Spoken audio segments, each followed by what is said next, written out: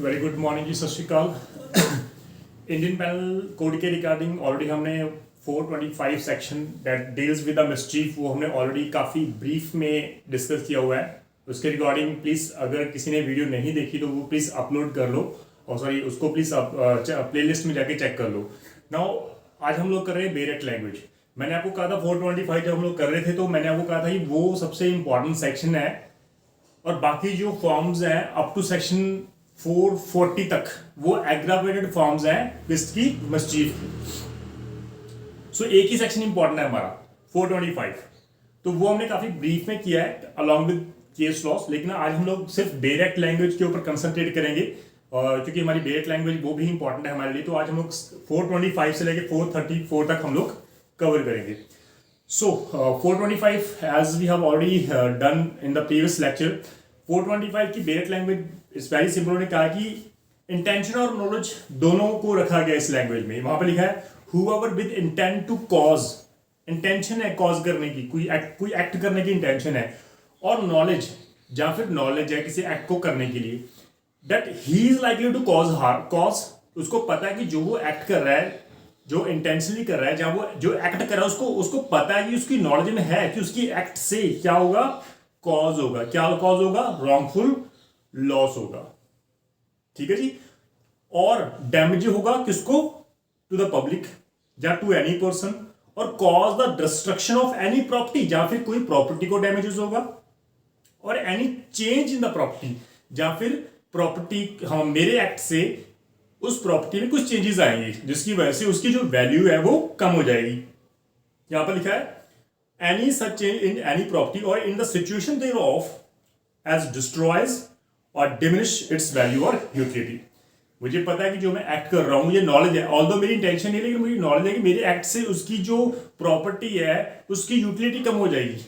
उसकी जो प्रॉपर्टी है उसको उसकी कहीं ना कहीं उसको बॉडी स्ट्रक्चर में कुछ चेंजेस आएंगे, या अदरवाइज उसकी एक्ट मेरे एक्ट से कोई चेंजेस आएंगे जिसकी वजह से उसकी यूटिलिटी कम हो जाएगी, उसकी वैल्यू कम हो जाएगी। अगर वो मेरी इंटेंशन है, अगर वो मेरी नॉलेज में है, तो वो मिसचीफ है। दो एक्सप्रेशन यहां पर ऐड की गई हैं। फर्स्ट जो एक्सप्रेशन उसमें वहां लिखा गया, it is not essential to the offence of mischief that the offender should intend to cause loss or damage to the owner of the property. Car मेरी है, मेरा फ्रेंड लेके गया है, किसी ने उस प्रॉपर्टी मेरी कार को डैमेज कर दिया, तो लॉ कहता है ये जरूरी नहीं है कि वो मुझे डायरेक्टली लॉस कर रहा है। उसको पता नहीं हो सकता, उसको पता ही ना हो कि ये ऑनर कौन है। हो सकता है उसको ये पता हो कि हाँ भाई जो प्रॉपर्टी जो कार लेके जा रहा है वो उसी का ऑनर है, उसको मैं मिसचीफ कर रहा हूं। तो लॉ कहता है ये जरूरी नहीं है कि उसके रियल ऑनर को ही आप मिसचीफ करो, उसकी प्रॉपर्टी को। तो अगर फॉर द टाइम बिंग मेरी प्रॉपर्टी किसी के पास है, तो जिसके पास है अगर वो कोई पर्सन उससे ग्रज रख रहा है तो वो प्रॉपर्टी को डैमेज कर रहा है, तो नेचुरल बात है वो लॉस तो मेरा हो रहा है, लेकिन वो मुझे लॉस नहीं दे रहा, वो प्रॉपर्टी को लॉस दे रहा है। तो इसलिए it is not essential to the offence of mischief that offender should intend to cause damage or to the owner of the property. वो मुझे नहीं लॉस दे रहा, वो उसकी इंटेंशन थी, उस पर्सन के साथ उसका ग्रज था, इसलिए उसके पास प्रॉपर्टी थी, उसने उस प्रॉपर्टी को डैमेज कर दिया। शायद उसको लगा वो प्रॉपर्टी उसकी है, तो ये जरूरी नहीं है कि वो ऑनर को लॉस दे रहा हो। ठीक है, it is sufficient if he intend to cause or knows that he is likely to cause wrongful loss or damage to any person by injuring any property. ये सफिशिएंट है कि भाई अगर मैं प्रॉपर्टी को लॉस कर रहा हूं तो किसी को तो लॉस होगा ही होगा, दैट्स इट। वो डायरेक्ट मुझे लॉस नहीं दे रहा ऑनर को, उसको इतना पता है कि अगर मैं ये प्रॉपर्टी डैमेज कर दूंगा किसी ना किसी को लॉस तो होगा ही। ठीक है ना, तो ये इंपॉर्टेंट है। सेकंड एक्सप्रेशन सिर्फ इतनी बात कर रहा है कि एक पर्सन खुद अपनी ही प्रॉपर्टी को भी मिसचीफ कर सकता है। मालिक खुद, ऑनर खुद अपनी प्रॉपर्टी को भी मिसचीफ कर सकता है। मिसचीफ में be committed by an act affecting property belonging to the person who commit the act. जो एक्ट कर रहा है वो खुद की प्रॉपर्टी को भी मिसचीफ कर सकता है। यहां पर सबसे बेस्ट जो है वो एग्जांपल दिया है इलस्ट्रेशन जी में। वहां पर ए जो है वो जेड, उस दो दोस्त होते हैं, उन्होंने एक हॉर्स परचेज किया जॉइंटली। सो ये बोथ आर जॉइंट ऑनर्स। एक ही इंटेंशन थी मैं जेड को लॉस कर दूं, तो उसने हॉर्स को गोली मार दी, हॉर्स की डेथ हो गई। वो खुद अपनी प्रॉपर्टी को भी लॉस कर रहा है और जेड की प्रॉपर्टी को भी लॉस कर रहा है क्योंकि वो जॉइंट ऑनर है। तो यहां पर इसलिए एक्सप्रेशन 2 बहुत इंपॉर्टेंट है। ठीक है, तो मिसचीफ के रिगार्डिंग अगर हम अदरवाइज कुछ इलस्ट्रेशन कवर करें तो उसमें लिखा हुआ है A causes cattle to enter into the field of Z. ये अपनी कैटल्स को जेड की फील्ड में छोड़ देता है, उसकी क्रॉप्स खराब हो जाती हैं। और डेफिनेटली अगर उसकी इंटेंशन नहीं है लेकिन उसकी नॉलेज में तो है ना कि जो उसकी कैटल्स है वो उसकी क्रॉप्स को खा जाएंगी तो उसको डैमेजेस होगा, तो ये मिसचीफ है। First illustration, A voluntarily burns a valuable security belong to Z, Z की वैल्यूएबल प्रॉपर्टी को वो डिस्ट्रॉय कर देता है, तो ये भी मिसचीफ है। आपकी इंटेंशन है या आपके एक्ट से आपको एटलीस्ट नॉलेज तो है ना कि आपके एक्ट से किसी को लॉस हो रहा है, तो दिस आर सफिशिएंट थिंग्स। तो ज्यादा इलस्ट्रेशन में कवर नहीं करूंगा, वो आप अपने आप खुद कर लेना। तो bare act language is very simple, very easy to understand. 426 deals with the punishment of mischief. यहां पर लिखा गया है कि which may extend to 3 month और विद फाइन और विद बोथ। 3 मंथ तक पनिशमेंट हो सकती है, तो दैट मीन्स इसकी लिमिटेशन जो है वो 1 ईयर तक है। तो वो हम लोग करेंगे क्योंकि कुछ पोर्शन हमारा सीआरपीसी में रह गया है, तो वो हम लोग 467 ऑनवर्ड जब हम करेंगे सीआरपीसी का, तो उसमें लिमिटेशन भी कवर करेंगे। तो यहाँ पर जो उसकी पनिशमेंट है 3 इयर्स, तो और फाइन और विद बोथ है, तो इसका जो लिमिटेशन पीरियड है वो 1 ईयर तक है, उसके बाद कोर्ट कॉग्निजेंस नहीं ले सकती। 427 mischief causing damage to the amount of 50 rupees. यहां पर लिखा है whoever commit mischief and thereby, mischief कर रहे हो उसके साथ आप किसी को लॉस और डैमेज कर रहे हो, कितना अमाउंट टू 50 रुपीज और अपवर्ड्स 50 या प्लस अपवर्ड्स आप उसकी प्रॉपर्टी का लॉस कर रहे हो, तो यहां पर पनिशमेंट 2 इयर्स और विद फाइन और विद बोथ। उसको प्लीज मैंने आपको 425 में आपको मैंने समझाया था कि अगर कोई बस का कार के साथ एक्सीडेंट हो जाता है, उसमें कार डैमेजेस हो जाती है, तो यहां पर 427 सेक्शन अटैक होगा क्योंकि उस कार की वैल्यू 50 प्लस है, तो 427 एक्ट जो है एक्ट वो अप्लाई होगा। यहां पर ए और दो पर्सन थे जो उसमें ड्राइव कर रहे थे कार में, ए की डेथ हो गई तो 304A, बी को सिंपल इंजरीज और ग्रीवियस इंजरीज दोनों आ गई, 337 338 और 5PC। और इसकी अगर हम बात कर रहे हैं तो इसके साथ एक और सेक्शन जो है वो अट्रैक्ट हो जाता है, मैंने आपको पहले ही बताया था, that is 269 negligent act likely to sorry to it's not 269, it's 279 rash driving on a public way 279। तो यहां पर 279 भी अट्रैक्ट होगा, तो इसकी एफआईआर ये होगी हमारी किसके खिलाफ, बस के ड्राइवर के। अगर बस का ड्राइवर का पता ही नहीं है तो अननोन पर्सन के अगेंस्ट एफआईआर रजिस्टर्ड होगी। किन सेक्शंस में, 304 337 330 338, इट्स नॉट 378, इट इज 338, क्योंकि 337 सिंपल इंजरीज के रिगार्डिंग है और 338 जो है वो ग्रीवियस इंजरी के रिगार्डिंग है, 279 रैश ड्राइविंग के रिगार्डिंग, 427 आपने उस कार को डैमेज भी किया है आपके अपने ही एक्ट से। अगर आप रैश ड्राइव कर रहे हो तो आपको नॉलेज है कि अगर किसी के साथ एक्सीडेंट होगा उसको डैमेज होगा, तो ये सेक्शन के अंदर आपकी एफआईआर रजिस्टर्ड होगी।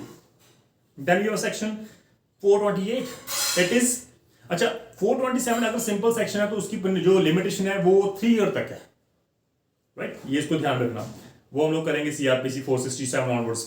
नाउ 428 यहां पर लिखा है मिसचीफ बाय किलिंग, आपने मार डाला किसको, एनिमल को, जब मेमिंग एनिमल आपने उसकी लेग्स काट दी, उसके बॉडी पार्ट्स को कट कर दिया, मेमिंग कर दिया, by the value of 10 rupees, जिसकी एनिमल की वैल्यू सिर्फ 10 रुपए थी। आज तो मेरे ख्याल से ऐसा कोई एनिमल होगा नहीं क्योंकि बहुत पुराना हमारा डायरेक्ट है, ठीक है। तो डेफिनेटली जब ये बना था 1872 में तो तब ये प्रोविजंस रखी गई थी, तो उस समय 10 रुपीज की वैल्यू बहुत थी, लेकिन अभी हमने चेंज नहीं किया, तो ये पार्लियामेंट को चाहिए कि यहाँ पर वैल्यू चेंज कर दे। तो अभी वो चल रहा है, तो डेफिनेटली इस 428 सेक्शन की कोई अहमियत नहीं होगी हमारी।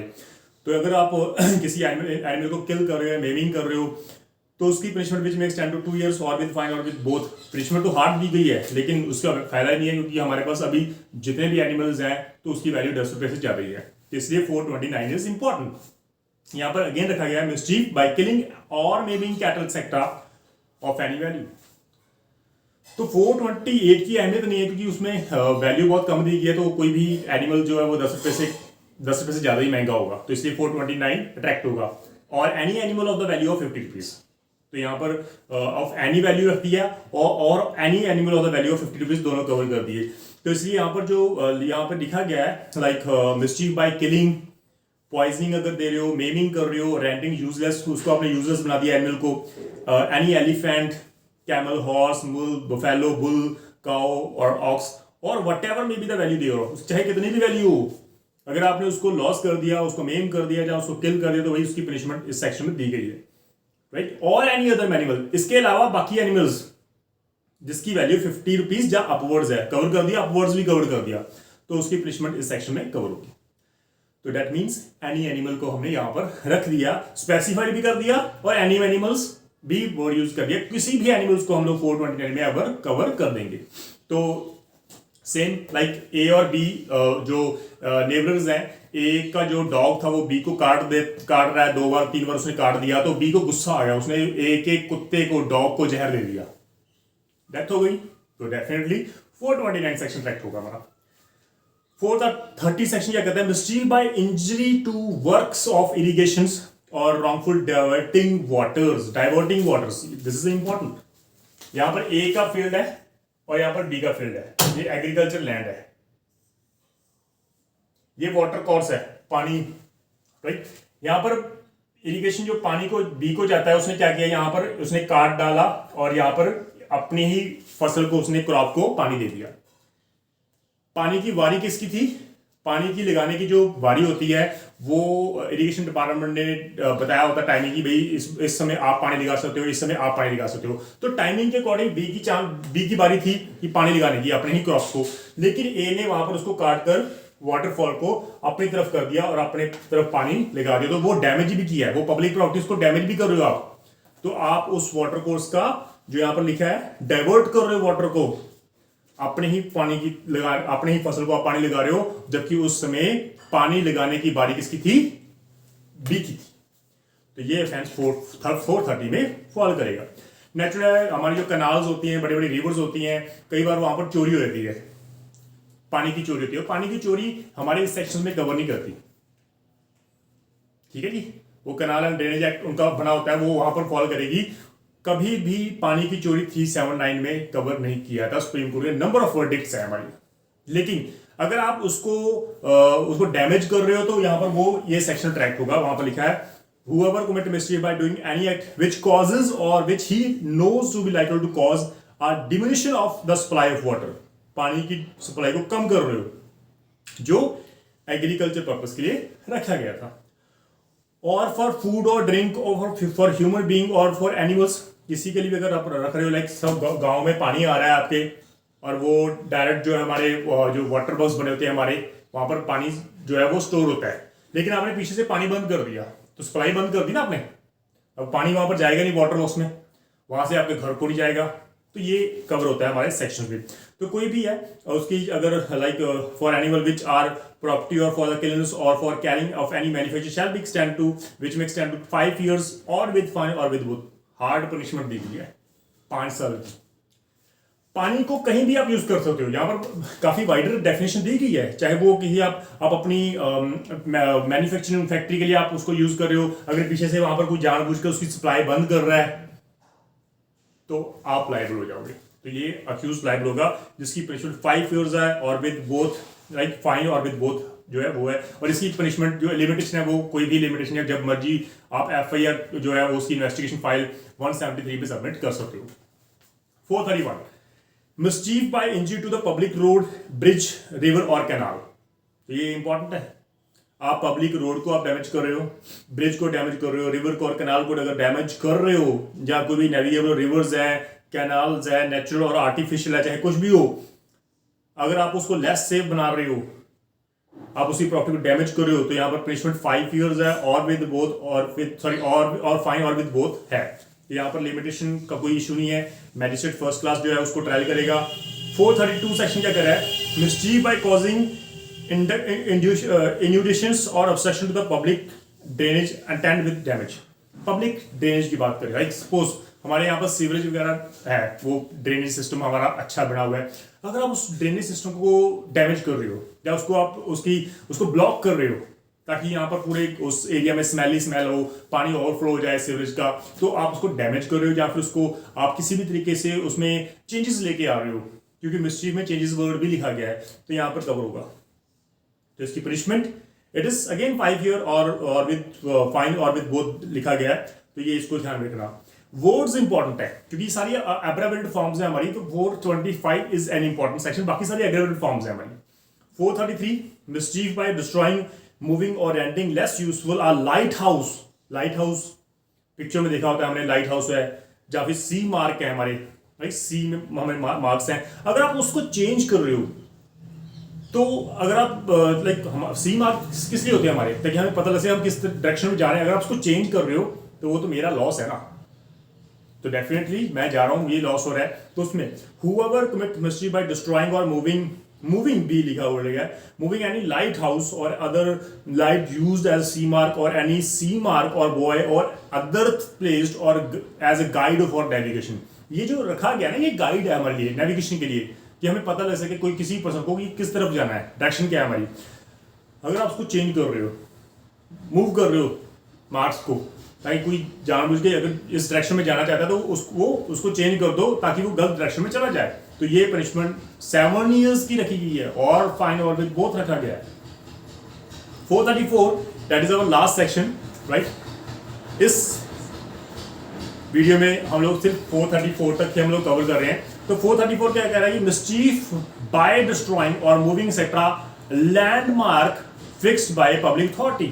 पब्लिक अथॉरिटी ने अगर लैंडमार्क रखे हैं, अगर आप उसको डिस्ट्रॉय कर रहे हो या मूव कर रहे हो तो नेचुरली आप लायबल हो जाओगे। आप रोड में जब जा रहे होते हो बाय रोड, तो वहां पर साइड में लैंडमार्क रखा होता है, दिल्ली 420 किलोमीटर, मुंबई 25 किलोमीटर, तो वो आपको बता रहा है कि इतनी दूर है अभी आपका जहां पे आपको जाना है। अगर आप उसको चेंज कर रहे हो उसको पेंट करके आपने बोर्ड और ही कुछ लिख दिया कि 25 की जगह 250 लगा दिया पीछे, तो ये आप चेंज कर रहे हो, डैमेज कर रहे हो प्रॉपर्टी का जो पब्लिक अथॉरिटी ने लगाई है।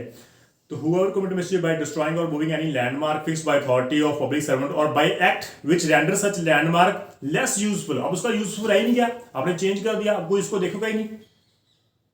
कहाँ 25 किलोमीटर अभी दिल्ली है, तो कहाँ आपने पीछे जीरो लगा दिया 250, तो सबको बेवकूफ थोड़ा ना बना रहे हो, सबको पता ही है कि गलत है, किसी ने जानबूझ के किसी ने वहां पर जीरो लिखा हुआ है जहां वो गलत है।